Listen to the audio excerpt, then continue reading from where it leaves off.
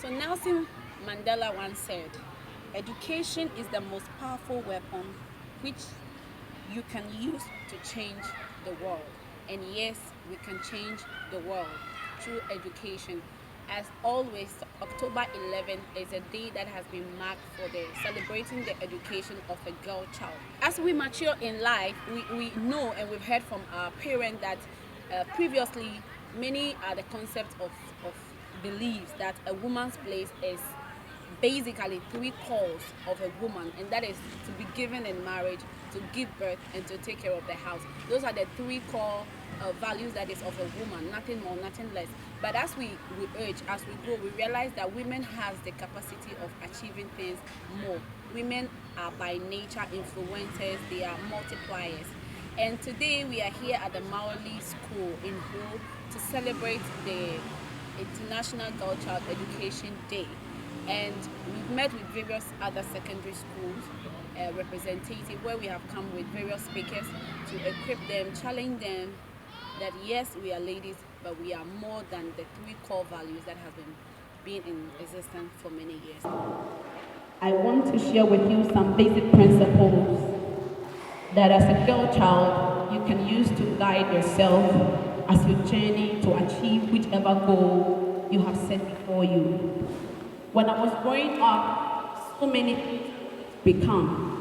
I wanted to become a lawyer, and then I was given the concept that lawyers, when they die, they turn them backwards.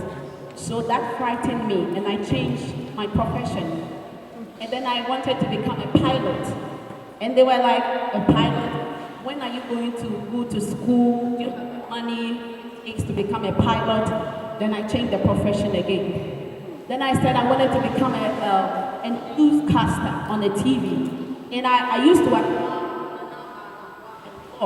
So whenever I see her, I was inspired that I wanted to become like her. And again, I was told that, oh, when you go there are a lot of things and you have to queue until it's your turn. So by the time you get to my turn, and then I changed my mind again. So all of these things were misconceptions that were built as a young child that had influence on my life. But all the same, I'm very happy of what God has made out of me being a pastor. I love it and I appreciate it so much.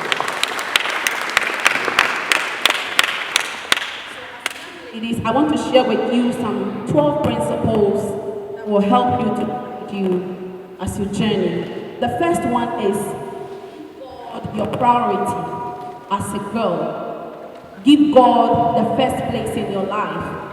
Pray about everything. Talk to God about everything. Ask directions from God about everything, including the courses you might even pursue as you journey in your academics. The second one that I also want to talk about is you should know who you are as a person. Know your identity as a girl child. Know what you like, know what you dislike.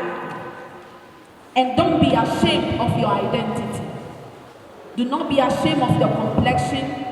Do not be shy that you come from a certain village. Do not be shy that you are the only one from your family that has been to the secondary school. Do not be shy that you are short, or you are fat, or you are thin, or whichever shape you have yourself. You should be proud about your identity and be confident in yourself. That is the second one. The third one I also want to talk about is know your purpose. What is my purpose? Am I just coming to school and then graduating and then following just the queue? I'm a graduate, and it ends over there. But know what you want to become and write them down. Write them down so that always you declare them unto yourself as a way of inspiring and challenging yourself every day of your life. And the fourth one also is take risks and don't be afraid to fail. You should take risks and don't be afraid to fail. Failure is part of success. And without failure, you cannot achieve. Okay? So you should be willing to accept that whatever I want to do, there is a possibility that I'm going to fail. But even if I fail, I will rise again. And don't waste your time crying when you fail. Many of us, maybe in our examination report, we have failed in some of our courses. Some of us are shy to talk about it. But you don't have to. It is a weakness. You have to acknowledge it, accept it, and what? Work at it. And then you come back very strong. So don't take too much time weeping over what is lost. Maybe you are coming from a family that you are a single, your mother is the only one taking care of you, or your father is the only one taking care of you. And you always imagine, if I were to be having both parents, if I were to be in this rich house, if I were to be coming from this family, I wouldn't fail, I would have been successful. Never wish for those things. Accept who you are and be ready to move on with the little pieces that you have together. So we go to the fifth one. In every little platform you are given, use it as an opportunity to bring change and impact. You have been selected as a class prefect. You have been selected as a GP, as a compound overseer, as a dining hall prefect. Whichever little platform that is given to you, you should take advantage of it and use it to impact lives and people who are under you. Okay? Don't just accept to be a GP, but you should move forward to use it wisely. Then we go to the sixth one. Am I correct? Are we on the sixth one? Alright, so the sixth one is, I'm of the view that it's not enough. And the sixth point, I'm of the view that it is not enough to surround yourself with people who look up to you. But you should be surrounded with people who are more advanced in intellect, advanced in any aspect of life, so that as you move around such people, they will challenge you to become the best. Why am I saying that? Sometimes when we are around people that we are ahead of, they always salute us, they always greet us, they give us the reference, and we feel we are on top. We become village champions. But when we are surrounded with people who are better than us, it challenges us that we desire to become someone greater than we already are. So surround yourself with people who are better than you so that you can advance in growth. Now we go to the seventh point. Don't give in to crooked concepts. As earlier on mentioned by the other speakers, they were like, in the olden times, it was believed that the woman's place is to be in the kitchen, is to give birth and to raise the home, and it ends over there. But when we go into the Bible, they said the woman is a person of influence, a person who multiplies, a person who nurtures.